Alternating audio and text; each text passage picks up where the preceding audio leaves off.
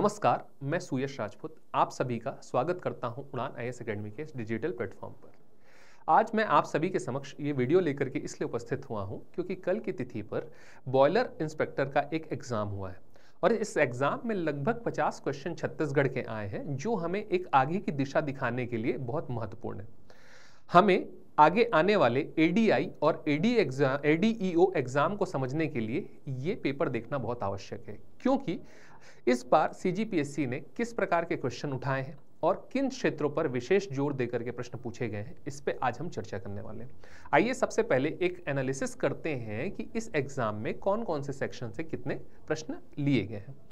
अगर हम बात करें तो छत्तीसगढ़ में पर्यटन वाले सेक्शन से कुल 2 प्रश्न लिए गए हैं, वहीं पंचायती राज वाले सेक्शन से 2 प्रश्नों को समावेश किया गया है।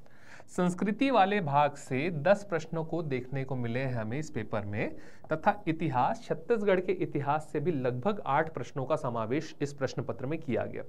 छत्तीसगढ़ के भूगोल से भी लगभग 8 प्रश्नों का समावेश, छत्तीसगढ़ के अर्थव्यवस्था वाले सेक्शन से 3 प्रश्न, साहित्य व हाना मुहावरे लोकोक्ति वाले सेक्शन से 4 प्रश्न, पुरस्कार से 1 प्रश्न, नगर निगम नगर पालिका से 2 प्रश्न तथा योजनाओं से 6 प्रश्न। इसके अतिरिक्त कुछ प्रश्न विविध वाले टॉपिक से भी लिए गए।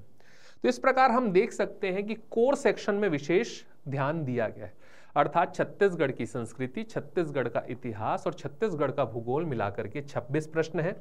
वहीं साहित्य वाले व हाना वाले सेक्शन से भी 4 प्रश्नों को देखा जा सकता है व पर्यटन से भी 2 प्रश्न देखने से हमें ये पता चलता है कि विशेष करके इन भागों पर ध्यान दिया जा रहा है। आइए देखते हैं सबसे पहले कि कौन सा प्रश्न आया था और उसमें हमें अप्रोच क्या रखना था। सबसे पहला प्रश्न जो हमें इस पेपर में देखने को मिला कि कनिंघम के अनुसार भोरम देव मंदिर किस देवता को समर्पित है ना। तो हमें सबसे पहले ध्यान रखने योग्य बात यह है कि ये जो कनिंघम है सन 1881 सन 1882 में इन्होंने क्या किया, तो इन्होंने यहाँ पर सर्वेक्षण का कार्य किया और सर्वेक्षण का कार्य करने के बाद बहुत सारी चीज़ों को नकारा, है ना। इसके पहले जो जेनकिंस थे, जेनकिंस के द्वारा भी यहाँ पर सर्वेक्षण का कार्य किया गया था, तो इन्होंने बहुत सारी बातों को नकारा और इन्होंने ये कहा कि भाई ये जो भोरम देव का मंदिर है, इस भोरम देव के मंदिर में किसको समर्पित किया गया है, तो भोरम देव का मंदिर भगवान विष्णु नारायण को समर्पित है ना। तो यहां पर हम सभी को क्या लगा, इस प्रश्न का उत्तर होगा शिव, लेकिन यहां पर स्पेसिफिक एक शब्द दिया था किसके अनुसार, कनिंघम के अनुसार। तो कनिंघम ने यह बताया कि ये शिव जी का मंदिर नहीं है, ये विष्णु जी का मंदिर है। हालांकि उसने इस बात को स्वीकार किया कि यहां पर बाद में शिव जी के शिवलिंग को स्थापित किया गया और गोड़ आदिवासियों के देवता भोरम देव के नाम पर इस मंदिर का नाम भोरम देव पड़ा था। लेकिन यहां पर एक्चुअल में किसकी मूर्ति थी, पहले कहा विष्णु जी की मूर्ति थी, किसने कहा, कनिंघम ने कहा। तो इस प्रश्न का सही उत्तर होगा भगवान विष्णु। इसके बाद अगले प्रश्न की तरफ चलते हैं। इस अगले प्रश्न में है ना धारा के बारे में पूछा गया है। तो इसमें धारा 127 में ये चीज लिखी गई है कि खंड तथा जिला पंचायत की सीमा में परिवर्तन का प्रावधान धारा 127 में। तो ये सीधा सीधा क्वेश्चन था, इसको अपने को ध्यान रखना है। अगले प्रश्न की तरफ से चलते हैं। अगले प्रश्न में ये पूछा गया कि सन 1857 की क्रांति के समय सोना खान निम्नलिखित में से किस जिले में सम्मिलित था। सोना खान किस जिले में सम्मिलित था ना। तो इस प्रश्न में 4 ऑप्शन दिए हैं, एक है रायपुर, एक है बिलासपुर, एक है दुर्ग, एक है संबलपुर, है ना। तो अगर हम 1857 की क्रांति को याद करें छत्तीसगढ़ में, तो एक विद्रोह हुआ था सोना खान विद्रोह, जो कि सोना खान जमींदारी में हुआ था। ये जो सोना खान जमींदारी है, ये सोना खान जमींदारी वर्तमान में कहां पर है, तो वर्तमान में बलौदाबाजार जिले में। कहां पर है, बलौदाबाजार जिले में। लेकिन तात्कालिक रूप से ये बिलासपुर जिले में समाहित थी, है ना।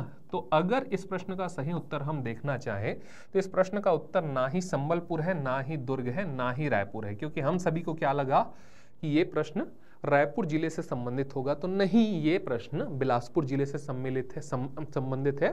तो हमें इस प्रश्न का उत्तर ध्यान रखना है कि 1857 की क्रांति के समय सोना खान बिलासपुर जिले में सम्मिलित था। अगले प्रश्न की तरफ आगे बढ़ते हैं। अगला प्रश्न इस बार के आर्थिक सर्वेक्षण से सीधा सीधा उठा करके पूछा है। जब आप खनिज वाला चैप्टर उठाएंगे और खनिज वाले चैप्टर में इस साल विभिन्न मुख्य खनिजों के उत्पादन को देखेंगे तो वहां पर आपको सीधा सीधा दिखाई देगा कि जो कोयला है वो 20.73%, जो लोहा है वो 16.64%, चूना पत्थर 10.94% और टीन 100% उत्पादन हुआ है। अब यहां पर फंसने वाली कोई बात नहीं थी, क्योंकि यहां पर लॉयस्क का 100% दिया है तो ये अपने आप कट जाएगा, क्योंकि टीन हमारे यहाँ पे 100% उत्पादन होता है। यहां पर भी ये ऑप्शन कट जाएगा। इन दोनों ऑप्शन में हम फंसेंगे, लेकिन आपको भी पता है कि कोयला ज्यादा उत्पादन हुआ है और होता आ रहा है, इसलिए आपको ध्यान रखना है यहाँ पर ऑप्शन ए करेक्ट है, ना कि ऑप्शन बी। ऑप्शन बी और ऑप्शन ए में ही डाउट रहा होगा, बाकी तो दोनों ऑप्शन अपने आप कट गए, क्योंकि टिन का उत्पादन 100% होता है छत्तीसगढ़ में। ठीक है, अगला प्रश्न है, मत्कू द्वीप को इतिहास एवं पुरातत्व के प्रकाश में लाने का श्रेय किसे दिया जाता है? विष्णु सिंह ठाकुर जी को, पीएल मिश्र जी को, राहुल सिंह जी को या एके शर्मा जी को? तो यहां पर एके शर्मा जी से तात्पर्य है श्रीमान अरुण कुमार शर्मा जी, है ना। तो छत्तीसगढ़ में सन 2000 के बाद जितने भी सर्वेक्षण के कार्य हुए हैं या जितने भी पुरातात्विक स्थलों में उत्खनन का कार्य हुआ है, वो सारे के सारे अरुण कुमार शर्मा जी के मार्गदर्शन में ही हुए। तो अरुण कुमार शर्मा जी के मार्गदर्शन में मत्कू द्वीप में भी पुरातात्विक उत्खनन का कार्य हुआ है, इसलिए इस प्रश्न का सही उत्तर क्या हो जाता? इस प्रश्न का सही उत्तर हो जाता ऑप्शन ए, डॉक्टर एके शर्मा। अब अगर अगले प्रश्न की दिशा में बढ़े तो अगला प्रश्न है कि रतनपुर कलचुरियों की राजधानी किस सदी में बनी? यह प्रश्न पूछा गया है कि रतनपुर कलचुरियों की राजधानी किस सदी में बनी। तो जैसा कि आप सभी जानते हैं कि सन 1050 ईस्वी में, कब? 1050 ईस्वी में रत्नदेव प्रथम के द्वारा, किसके द्वारा? रत्नदेव प्रथम के द्वारा तुम्माड़ से राजधानी को परिवर्तित करके कहां लाया गया? रतनपुर लाया गया। तो तुम्माड़ से राजधानी रतनपुर अगर 1050 ईस्वी में आई है तो इसका सीधा सीधा तात्पर्य है कि ये 11वीं सदी में परिवर्तन हुआ है, ये वाला। और यहां पर ऑप्शन में क्या 11वीं सदी है? तो नहीं, यहां पे 6वीं है, 7वीं है, 8वीं है, लेकिन 11वीं नहीं है। तो इस प्रश्न का सही उत्तर क्या हो जाएगा? Option D, none of the above. अगले प्रश्न की दिशा में अगर हम आगे बढ़े तो अगला प्रश्न कहता है कि बजट अनुमान सन 2024-25 की तुलना में बजट अनुमान 2025-26 के अनुसार छत्तीसगढ़ के विभिन्न विभागों के बजट में वृद्धि का प्रतिशत घटते क्रम में है।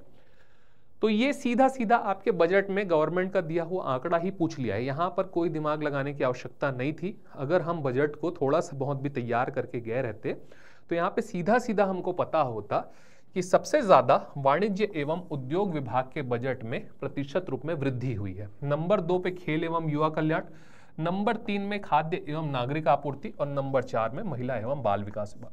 तो इस प्रश्न का सही उत्तर है ऑप्शन ए। बजट को हमको हल्का सा देख करके जाना था और बजट में भी केवल सामान्य जानकारी अगर हम पढ़ के जाते तो ये क्वेश्चन हमसे बनता और बना भी होगा। ठीक, बढ़ते हैं अगले प्रश्न की दिशा में।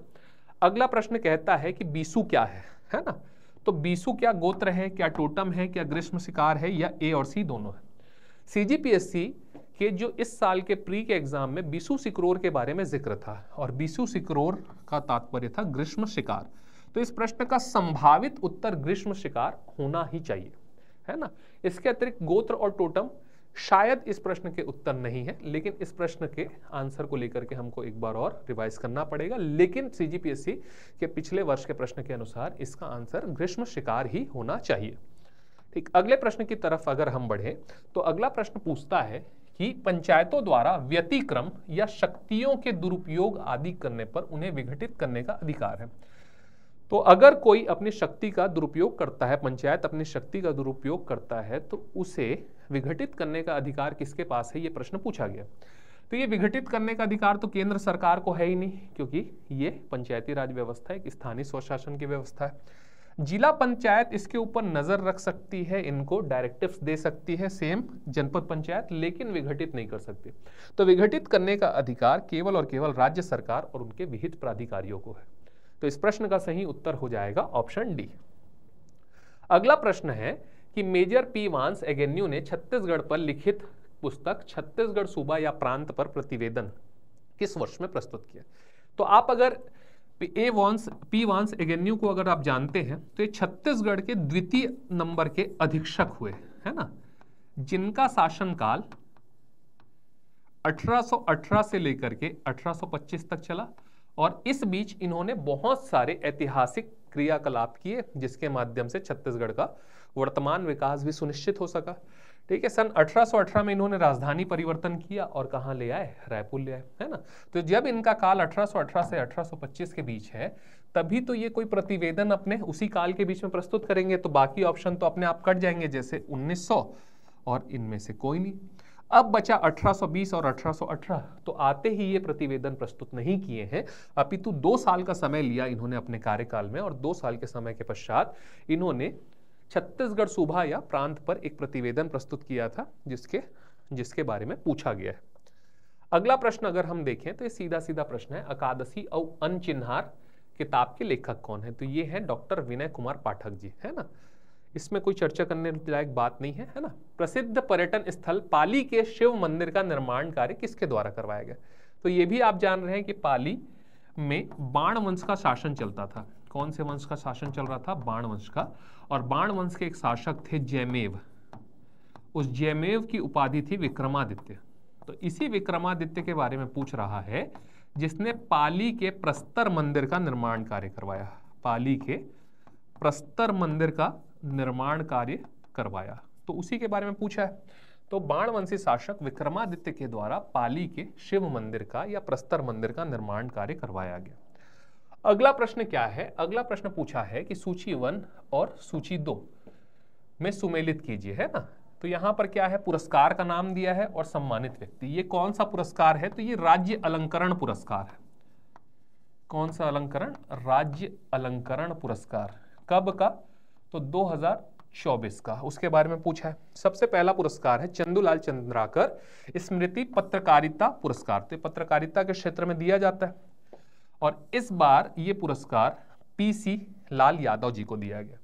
वहीं लाला जगदलपुरी साहित्य पुरस्कार, लाला जगदलपुरी साहित्य पुरस्कार ये दिया गया है भोलाराम सिन्हा जी को। वहीं छत्तीसगढ़ अप्रवासी भारतीय सम्मान इस बार आनंद कुमार पांडे जी को, और शहीद वीर नारायण सिंह पुरस्कार जो कि आदिवासी उत्थान के क्षेत्र में दिया जाता है ये बुटलू राम माथरा जी को दिया गया। तो इस प्रकार अगर हम देखेंगे तो 4, 3, 2 और 1, 4, 3, 2 और 1 यहां पर बनेंगे और उसके आधार पर अपने को इसका ऑप्शन लगा करके रखना है। ठीक, अगला प्रश्न क्या कहता है कि सन 1905 में छत्तीसगढ़ का कौन सा जिला पृथक होकर के अन्य प्रांत में शामिल हो गया। आपको भी पता है कि सन 1861 में मध्य प्रांत का गठन हुआ। किसका गठन हुआ, मध्य प्रांत का गठन हुआ और इसमें बहुत सारे जिले बने, जिसमें से हमारे काम के 3 जिले बने। एक बना रायपुर, एक बना बिलासपुर और एक बना संबलपुर, है ना। और 1903 में जब बरार शामिल हो गया छत्तीसगढ़ में, उसके 2 वर्ष पश्चात मध्य प्रांत का प्रशासनिक पुनर्गठन किया गया और मध्य प्रांत के प्रशासनिक पुनर्गठन के समय में ये जो संबलपुर वाला क्षेत्र है ना, कौन सा जिला, संबलपुर जिला, और संबलपुर जिले के तहत आपका पटना, कालाहांडी, सोनपुर, रायखोल और बामरा, रायखोल और बामरा, ये सारे के सारे क्षेत्र को किसको दे दिया गया था, बंगाल प्रांत के उड़ीसा संभाग को दे दिया गया था। तो किसे दिया गया भैया, संबलपुर को। रायपुर और बिलासपुर तो हमेशा से यहीं रहे। अगला प्रश्न जो हमको ध्यान में रखना है वो ये है कि छत्तीसगढ़ी वाद्य यंत्रों को 4 समूहों में वर्गीकृत किया गया। धनकुल वाद्य यंत्र किस में आता है, ठीक है। एक होता है तत्, मतलब जिसमें तंतु होते हैं जैसा कि गिटार। तो तत् वाद्य यंत्र ऐसे वाद्य यंत्रों को कहा जाता है जिसमें तंतु के माध्यम से, घर्षण के माध्यम से क्या निकलती है, आवाज निकलती है। वहीं वितत वाद्य यंत्र किसको कहते हैं, तो वितत वाद्य यंत्र में ऐसे वाद्य यंत्रों का प्रयोग किया जाता है। फॉर एन एग्जाम्पल तबला, है ना, वितत, जहां पे ठोकने से आवाज की उत्पत्ति होती हो, है ना। इसके बाद घन वाद्य यंत्र, घन वाद्य यंत्र उदाहरण के तौर पे घंटी, जिसमें किसी धातु के टकराने से आवाज की उत्पत्ति हो। और सुशीर वाद्य यंत्र, सुशीर वाद्य यंत्र जिसमें हम मुख से हवा के माध्यम से अर्थात फूकने से, जिसमें या हवा के माध्यम से, केवल मुख से ही नहीं, जैसे हारमोनियम है, हारमोनियम में हम मुख से नहीं फूकते हैं लेकिन हवा लेकर के वो बजता है, वैसे ही बांसुरी मुख के माध्यम से हम उसमें हवा वायु प्रवाहित करते हैं, जिससे घर्षण के माध्यम से वो आवाज की उत्पत्ति होती है। तो यहाँ पे अगर धनकुल वाद्य यंत्र की बात की जाए तो धनकुल वाद्य यंत्र तत् प्रकार का है, अर्थात उसमें तंतु के माध्यम से आवाज की उत्पत्ति होती है।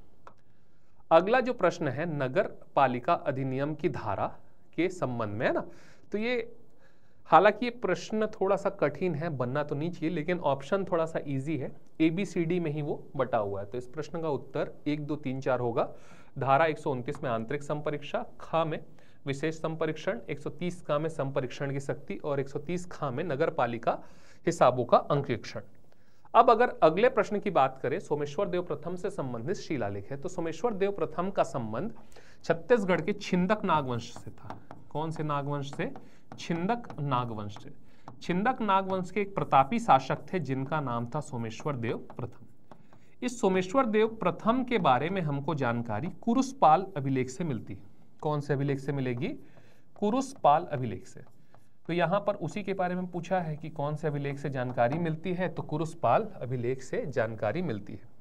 सिरपुर शिलालेख से इनका संबंध नहीं है, ना ही मल्हार ना ही पोड़ागढ़ अभिलेख से, क्योंकि पोड़ागढ़ अभिलेख नल वंश से संबंधित है ना। मल्हार शिलालेख का संबंध और सिरपुर शिलालेख का संबंध भी इस व्यक्ति से नहीं है। अब अगर अगले प्रश्न की तरफ चलें कि छत्तीसगढ़ उद्यम क्रांति योजना का उद्देश्य क्या है, तो ये उद्यम क्रांति योजना जो है इस बार के बजट में इसके बारे में विस्तृत चर्चा की गई है। इस उद्यम क्रांति योजना का मुख्य उद्देश्य छत्तीसगढ़ राज्य में एंटरप्रेन्योरशिप अर्थात एंटरप्रेन्योरशिप को बढ़ावा देना है।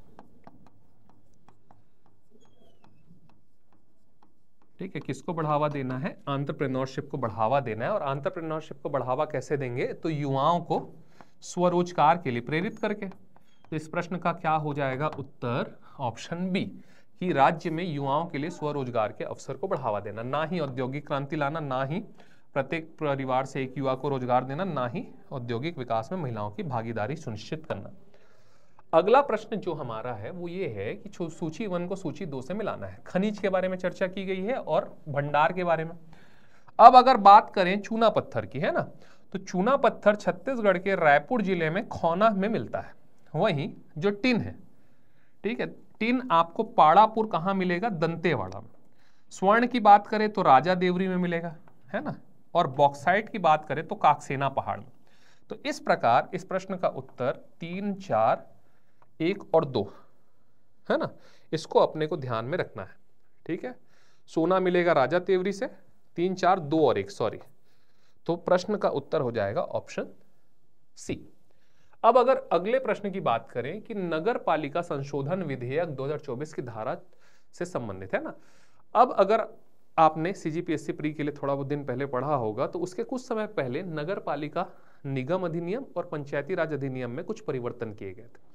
उसमें महापौर को वापस बुलाए जाने से संबंधित कुछ प्रावधान थे, है ना। न्यूनतम आयु सीमा में भी संशोधन किए गए थे तथा आरक्षण के बारे में भी संशोधन हुआ था। और महापौर का जो अप्रत्यक्ष चुनाव पिछले बार घोषित हुआ था तो इस बार वो प्रत्यक्ष चुनाव के लिए भी वहां पे परिवर्तन किए गए। अब यहाँ पे स्पेसिफिक पूछा है कि धारा 24 का संबंध किससे है, तो अगर आपने ध्यान से पढ़ा होगा तो धारा 24 का संबंध रिकॉल से, महापौर के वापस बुलाए जाने से। अगर अगले प्रश्न की दिशा में बढ़े तो अगला प्रश्न सीधा प्रश्न है कि छत्तीसगढ़ में नाचा के भीष्म पितामह किसे कहा जाता है। तो नाचा का भीष्म पितामह जिसे कहा जाता है, उन्होंने रवेली नाचा पार्टी की स्थापना की थी और रवेली नाचा पार्टी के संस्थापक दाऊ दुलार सिंह मंद्रा जी को छत्तीसगढ़ के नाचा के भीष्म पितामह के तौर पर जाना जाता है। जबकि जो महसी चंद्राकर है ना, महसी चंद्राकर ये पुरोधा के नाम से जाने जाते हैं भाई, किसके? नाचा के पुरोधा, है ना। हबीब तनवीर ये तो नाटककार थे और खुमान साहब भी एक गीतकार थे। तो लेकिन इस प्रश्न का जो सही उत्तर है वो दाऊ दुलार सिंह मंद्रा जी होना चाहिए। छत्तीसगढ़ में व्यक्तिगत सत्याग्रह किसने प्रारंभ की थी? तो सन 1940 में रायपुर में सबसे पहले व्यक्तिगत सत्याग्रह चालू करने का श्रेय पंडित रविशंकर शुक्ल जी को जाता है। तो इस प्रश्न का उत्तर होगा सी। आगे बढ़ने पर अगर हम देखें कि छत्तीसगढ़ GSDP में स्थिर मूल्य पर वित्तीय वर्ष 24-25 के अनुसार प्रतिशत रूप में क्षेत्रवार योगदान का घटते क्रम है। देखो डेटा अगर याद भी नहीं है ना, इस बार के आर्थिक सर्वेक्षण की बात की जाए, अगर हमको डेटा याद भी नहीं है तो भी हमको ये तो पता है कि छत्तीसगढ़ में नंबर 1 पे हमेशा से उद्योग रहता है। उद्योग के बाद नंबर 2 पे रहता है सेवा और नंबर 3 पर रहने वाले हैं कृषि, है ना। ये अगर आंकड़े याद भी नहीं है तो हर साल का यही ट्रेंड है, पिछले 4-5 साल से देखते हैं। तो उद्योग क्षेत्र, सेवा क्षेत्र और कृषि क्षेत्र, तो इस प्रश्न का सही उत्तर हो जाएगा ऑप्शन बी। अगला प्रश्न है, छत्तीसगढ़ के किस जिले में प्लास्टिक पार्क प्रस्तावित है। अब अगर आर्थिक सर्वेक्षण के उद्योग वाले चैप्टर को देखेंगे तो उद्योग वाले चैप्टर में सीधा सीधा लिखा हुआ है कि छत्तीसगढ़ के रायपुर जिले के सरोरा में, कहां पर, सरोरा में प्लास्टिक पार्क प्रस्तावित है। तो ये प्रश्न सीधा सीधा उस चैप्टर से उठा करके दिया गया है और इसको हमको ध्यान रखना है, रायपुर। अगला प्रश्न अगर हम देखें तो अगला प्रश्न है, कांचा मा गुदगुद पाका मा ठाठ। इसका मतलब अगर कोई चीज कच्ची है तो बहुत ज्यादा गुदगुदी है, मतलब बहुत ज्यादा नरम है ना। जबकि वहीं अगर पक जाती है तो ठाठ हो जाती है, मतलब कड़ी हो जाती है। तो आइए देखते हैं कि ऐसा कोई ऑप्शन है क्या जिसमें कच्चे रहने पर वो लुदलुदी रहती है और पकने पर कड़क हो जाती है। तो कपास तो मेरे ख्याल से वैसा उत्तर नहीं है ना। वहीं अगर हम केले की बात करें तो केला कच्चा रहने पे कड़ा रहता है और पक्का रहने में गुदगुदा होता है, तो ये तो उल्टा हो गया। रोटी और मटकी ज्यादा एक्यूरेट आंसर इसका दिखाई देता है। ठीक, बढ़ते हैं आगे। निम्नलिखित में से कौन सी नदी इंद्रावती नदी की सहायक नदी है। तो इंद्रावती नदी की सहायक नदी नहीं है।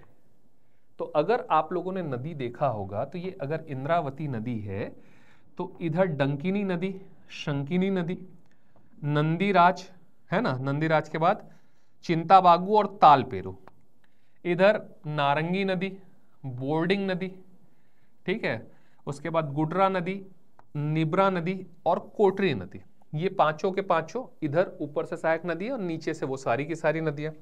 तो यहां पर बोर्डिंग नदी है, हाँ उसकी सहायक नदी है, गुडरा नदी उसकी सहायक नदी है, कोटरी नदी उसकी सहायक नदी है, मालिंगर नदी, जी मालिंगर नदी इसकी सहायक नहीं है, ये शबरी नदी की सहायक नदी है, जिसका उद्गम बेलाडीला की पहाड़ी से तथा संगम होता है केरलापाल सुकमा में। तो इस प्रश्न का सही उत्तर हो जाएगा ऑप्शन डी। अब अगर अगले प्रश्न की बात करें तो अगला प्रश्न है, राष्ट्रीय नमूना सर्वेक्षण कार्यालय NSSO की रिपोर्ट के अनुसार छत्तीसगढ़ देश के सबसे कम बेरोजगारी दल वाले राज्य से। तो ये करंट अफेयर्स का क्वेश्चन है और करंट अफेयर में अगर आपने पढ़ा होगा तो इसमें हमें 5वां लगाना था। ठीक, अगला प्रश्न है, मुख्यमंत्री ज्ञान प्रोत्साहन योजना से संबंधित विभाग। तो मुख्यमंत्री ज्ञान प्रोत्साहन योजना से जो संबंधित विभाग है वो है स्कूल शिक्षा विभाग। अनुसूचित जनजाति और अनुसूचित जाति के 10वीं 12वीं के मेरिट के छात्रों को उच्च शिक्षा प्रदान करने के लिए योजना चलाई जाती है। उनको एक स्टाइपेंड टाइप की चीज मिलती है जिसके माध्यम से वो अपने आगे की शिक्षा ग्रहण कर सके, उसे ही हम मुख्यमंत्री ज्ञान प्रोत्साहन योजना के नाम से जानते हैं। अगला प्रश्न क्या है कि भाई पहाड़ी क्षेत्र, पठारी क्षेत्र, मतलब टेरेन को हमके किससे मिलाना है, क्षेत्र से मिलाना है। मतलब भैया टोपोग्राफिकल चीजें दी गई हैं कि भाई कौन सा पहाड़ी क्षेत्र है, कौन सा पठारी, कौन सा मैदानी, कौन सा पाट। अगर पहाड़ी क्षेत्र की बात की जाए तो आपको भी पता है कि छुरी उदयपुर की पहाड़ी ऐसा अपन बोलते हैं। वहीं पठारी क्षेत्र की तो पेंड्रा लोरमी का पठार ऐसा कहते हैं क्या हम लोग। मैदानी क्षेत्र की तो हसदो रामपुर का मैदान ऐसा करके पढ़ते हैं क्या प्राकृतिक उपविभाजन में। और जशपुर सामरी पाट प्रदेश में सामरी पाट पढ़ते हैं क्या। तो इस प्रश्न में भी सीधा सीधा बन गया, इसका आएगा 2, 1, 4 और 3। तो ऑप्शन बी इसका करेक्ट आंसर हो जाएगा। अगले प्रश्न की दिशा में अगर बढ़े तो छत्तीसगढ़ की प्राचीन नदी चित्रोत्पला का वर्तमान नाम क्या है। तो भाई महानदी, इंद्रावती, अरपा और शिवनाथ नाम दिया। तो शिवनाथ नदी का जो प्राचीन नाम है वो शिवा या शुनी था, पुराणों में इसे शिवा या शुनी के नाम से जाना गया। इंद्रावती को मंदाकिनी के नाम से जाना जाता था, वहीं अरपा नदी को किरपा नदी के नाम से जाना जाता था। तो इस प्रकार से तीनों ऑप्शन कट गए। जबकि महानदी को चित्रोत्पला, नीलोत्पला, कनक नंदिनी, महानंदा और ऋषिकुल्या के नाम से जाना जाता था। ये चित्रोत्पला इसे द्वापर युग में जाना जाता था। भाई द्वापर युग में इसे क्या कहा गया, चित्रोत्पला कहा गया। वहीं ब्रह्म पुराण, मत्स्य पुराण और स्कंद पुराण में भी इसे क्या कहा गया, तो चित्रोत्पला कहा गया है। तो इस प्रकार से इस प्रश्न का सही उत्तर हो जाएगा हमारा महानदी। अगला जो प्रश्न है, अनुसूचित जाति विकास प्राधिकरण के गठन में निम्नलिखित में से कौन सा जिला सम्मिलित नहीं है। अगर मैं आपको इसका सीधा सीधा उत्तर बताऊं तो बालोद जिला सम्मिलित नहीं है। इसके अतिरिक्त बाकी जो तीनों जिले दिए गए हैं वो सारे के सारे सम्मिलित हैं। अगला प्रश्न अगर हम देखें, छत्तीसगढ़ में कोयला क्षेत्र डोमनारा और बरौद खदानें स्थित हैं। ये क्वेश्चन थोड़ा सा डाउटफुल है, क्योंकि डोमनारा और जो बरौद की खदानें हैं ये आपके रायगढ़ जिले में घरघोड़ा क्षेत्र में स्थित है ना। रायगढ़ में घरघोड़ा में मुख्य तौर पे ये गारे पलमा के आसपास की खदानें हैं। कहाँ के पास की खदानें हैं? गारे पलमा। अब ऑप्शन में ना ही रायगढ़ का कोई क्षेत्र दिया है, ना ही घरघोड़ा के आसपास का, ना ही गारे पलमा की बात की गई। रायगढ़ में जो रमकोला की बात की गई है ये तो सूरजपुर जिले में, लखनपुर की बात की गई है ये सरगुजा जिले में, ठीक है। कोरबा की बात की गई है ये तो कोरबा जिले में। तो इस प्रकार जो चारों ऑप्शन दिए गए हैं ये चारों ऑप्शन यहाँ पे सेट नहीं होते हैं और ये क्वेश्चन थोड़ा सा डाउटफुल हो जाएगा। और डाउटफुल होने के कारण मैं इसका आंसर आपको नहीं बता रहा हूं, बस मैं ये कहना चाहता हूं कि ये दोनों खदानें रायगढ़ के घरघोड़ा क्षेत्र में है। अब अगली अगर नदी की बात करें तो राजहरा की पहाड़ी से कौन सी नदी का उद्गम होता है पूछा। तो सीधा सीधा प्रश्न है, यहां से कोटरी नदी का उद्गम होता है। चिंताबागू नहीं निकलती है ना, चिंताबागू यहां से नहीं निकलती, चिंताबागू बीजापुर क्षेत्र से निकलती है। नारंगी नदी का उद्गम माकड़ी तहसील कोंडा गांव से होता है। वहीं शबरी नदी तो उड़ीसा से आ रही है सिक्रम की पहाड़ी से। तो इस प्रकार ये भी कट गया, ये भी कट गया और ये भी कट गया। तो इस प्रश्न का सही उत्तर होगा कोटरी नदी। अब अगर अगले की बात की जाए तो हफ्ते बन के पथरा फोरे घर के सील हाना का क्या अर्थ है। तो इसका सही उत्तर किसी का गुस्सा किसी और पर उतारना होना चाहिए, ठीक। अगले प्रश्न की दिशा में बढ़े तो अगर परब नृत्य की बात करें तो परब नृत्य किस जनजाति द्वारा किया जाता है। तो परब नृत्य जो है धुरवा या परजा, धुरवा या परजा जनजाति द्वारा परब नृत्य किया जाता है।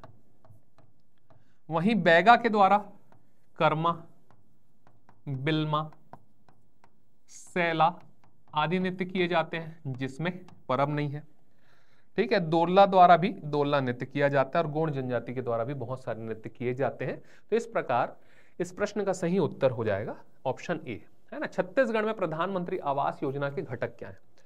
अगर हम बात करें, आप लोगों ने आर्थिक सर्वेक्षण में नगरीय वाला चैप्टर पढ़ा होगा, तो प्रधानमंत्री आवास योजना शहरी के घटक के तौर पे मोर जमीन मोर मकान मोर चिन्हारी और मोर मकान मोर आस तीनों का ही उल्लेख अपने को देखने को मिलता है।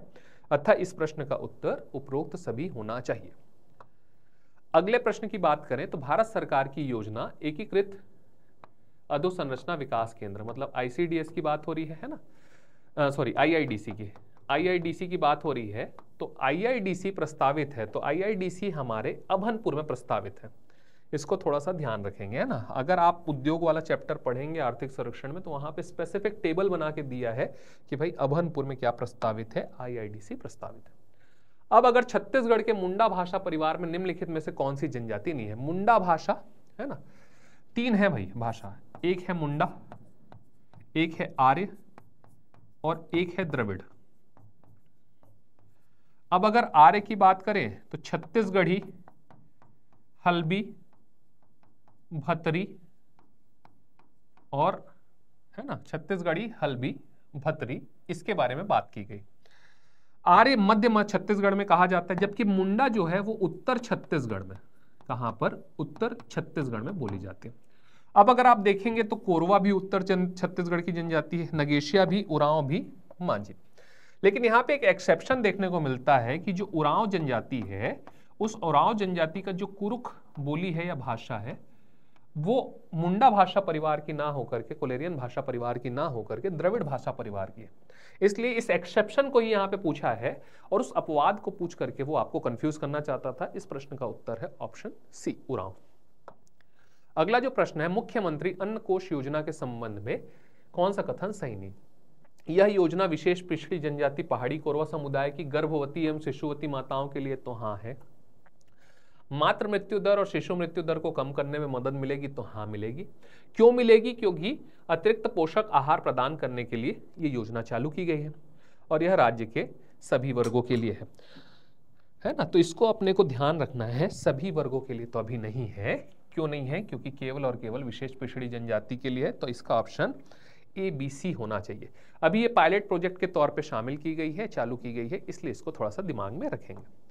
अगला प्रश्न है, छत्तीसगढ़ में सामर्थ्य विकास योजना है ना, ये दिव्यांग जनों के लिए। ज्यादा समय न लेते हुए अपन वीडियो को खत्म करने की दिशा में बढ़ते हैं, केवल आंसर देखते चलते हैं। ये है दिव्यांगजनों के लिए। अब देवनागरी लिपि में बस्तरिया नामक एक संपूर्ण हल्बी साप्ताहिक के प्रकाशन का प्रारंभ कब हुआ? तो 2 अगस्त सन 1984 को हुआ। लाला जगदलपुरी जी की ये किताब है ना। अगला प्रश्न अगर हम देखें तो अगला प्रश्न है गोविंद राम झारा का संबंध किससे है? तो झारा, घड़वा, ये सभी कैसे शिल्प हैं? धातु शिल्प है, धातु शिल्प। तो गोविंद राम झारा है ना, और जयदेव बघेल, इन सब का संबंध धातु शिल्प से है और इस प्रश्न का सही उत्तर है धातु शिल्प। अब अगर अगले प्रश्न की दिशा में बढ़े तो अगला प्रश्न पूछा है प्रधानमंत्री सूर्य घर योजना से संबंधित प्रावधानों के आधार पर सही विकल्प चुने। तो जो पीएम सूर्य घर योजना है तो ये घर की छत पर सोलर पैनल लगाने से संबंधित है। किससे संबंधित है? घर की छत पर सोलर पैनल। यहां पर मिनिमम 1 HP और मैक्सिमम 5 HP नहीं, यहां पर 1 किलोवाट और मैक्सिमम 500 किलोवाट तक के सोलर पैनल लगाए जाने की बात की गई है। अगर आप 1 किलोवाट का सोलर पैनल लगाते हैं तो आपको 30,000, 2 किलोवाट का लगाते हैं तो आपको 60,000 और 3 किलोवाट से अधिक का आप लगाते हैं तो 78,000 सब्सिडी की बात की गई है। तो मेरे ख्याल से यहाँ प्रश्न में वही पूछा है, यह एक मुफ्त बिजली योजना है, ठीक है, घरेलू श्रेणी के उपभोक्ताओं के लिए है। इसमें स्वयं के उपयोग के लिए विद्युत की आवश्यकता पूर्ति हेतु न्यूनतम 1 किलोवाट और मैक्सिमम 500 किलोवाट है ना।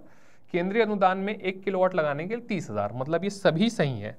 ऑप्शन डी ABCD इसमें आना चाहिए। अगला प्रश्न भारतीय संविधान के किस अनुच्छेद में अनुसूचित जनजातियों के लिए लोकसभा में आरक्षण प्रावधानित है? तो ये तो सीधा सीधा प्रश्न है संविधान का अनुच्छेद 330। ठीक है, बढ़ते हैं थोड़ा आगे। किस लोक नाट्य के मंचन के पूर्व बहुत से पौराणिक पात्रों को मूर्तियां बनाई जाती है? तो अगर आपने रहस्य को पढ़ा होगा तो रहस्य में रहस्य बेड़ा का जो निर्माण होता है उसमें कदम के पेड़ के नीचे कृष्ण और राधा की मूर्ति, और उसके साथ अगर सतनामी रहस्य है तो उसमें और भी मूर्तियां, रिद्धि सिद्धि की मूर्तियां भी स्थापित की जाती हैं। तो उसको अपने को ध्यान रखना है कि इस प्रश्न का सही उत्तर रहस्य होना चाहिए। अगला प्रश्न है बस्तर में हुए निम्नलिखित आदिवासी विद्रोह को वर्षानुसार अवरोही क्रम में जमाइए।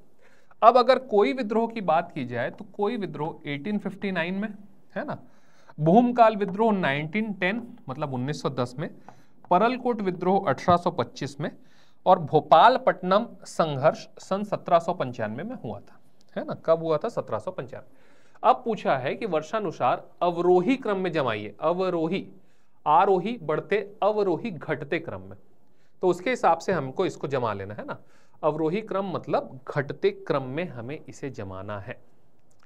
ठीक, तो सबसे पहले क्या हुआ हमारा डी के बाद हुआ सी के बाद हुआ ए और ए के बाद बी। तो हमको इसको ध्यान रखना है, इस प्रश्न का उत्तर DCAB होना चाहिए। अब अगर राज्य के फाइलेरिया संवेदनशील जिले में निम्नलिखित में से कौन सा जिला सम्मिलित नहीं है प्रश्न को पूछे, तो ये हमारे आर्थिक सर्वेक्षण के स्वास्थ्य वाले चैप्टर में क्लियर कट वहां पे स्पेसिफिकली दिया है कि भाई कितने जिले हमारे फाइलेरिया से संबंधित है ना, संवेदनशील है। तो आपका जो रायगढ़ जिला है ये संवेदनशील है, आपका सारंगढ़ बिलाईगढ़ जिला ये संवेदनशील है, आपका राजनांदगांव जिला ये संवेदनशील है, खैरागढ़ छुई खदान जिला ये संवेदनशील है और बस्तर जिला ये संवेदनशील है। आइए ऑप्शन में देखते हैं। तो रायगढ़ हाँ संवेदनशील है, राजनांदगांव हाँ है, बस्तर हाँ है। तो क्या बच गया? कोई तो नहीं। तो उपरोक्त में से कोई नहीं इस प्रश्न का सही उत्तर होना चाहिए। क्लियर? अब आप बढ़ते हैं लास्ट क्वेश्चन की तरफ। छत्तीसगढ़ में प्रत्येक 5 वर्ष की समाप्ति पर पंचायतों की वित्तीय स्थिति के लिए पुनर्विलोकन के लिए वित्त आयोग का गठन किसके द्वारा किया जाता है? तो वित्त आयोग आप सभी जानते हैं कि राज्यपाल के द्वारा गठित किया जाता है। तो इस प्रकार हमने छत्तीसगढ़ के आए हुए पूरे 50 क्वेश्चन का अवलोकन किया और हमने ये पाया कि सारे क्वेश्चन ना टफ है ना इजी है ना। कुछ क्वेश्चन ऐसे हैं जो कि खास करके पंचायती राज और नगरीय निकायों से संबंधित हैं, तथा कुछ संस्कृति के ऐसे प्रश्न हैं जो कि एकदम आउट ऑफ द बॉक्स आए हैं, आउट ऑफ द ब्लू आए हैं। बट बाकी सारे क्वेश्चन बहुत सारे ऐसे भी हैं जो कि हमसे बनने चाहिए। तो लगभग 30 से 35 और 36-37 क्वेश्चन तक के यहाँ पे अप्रोचेबल थे। अगर हम अच्छे से पढ़ के जाते तो शायद बनते। इसी को ध्यान में रखते हुए हमें आगे ADI की तैयारी भी करनी है और ADO की भी तैयारी करनी है। ADI में तो 50 क्वेश्चन सीधा सीधा छत्तीसगढ़ का जो है उसमें हमको छत्तीसगढ़ के भूगोल, छत्तीसगढ़ के इतिहास और छत्तीसगढ़ की संस्कृति पर जोर देना है। उसके साथ साथ थोड़ा सा पंचायती राज और नगरीय निकाय को देख करके और पर्यटन स्थलों को देखते हुए आगे बढ़ेंगे तो हमारा ये एग्जाम बहुत आसानी से पार हो जाएगा। तो आज के लिए इतना ही, मिलते हैं अगले वीडियो में, तब तक के लिए बहुत बहुत धन्यवाद।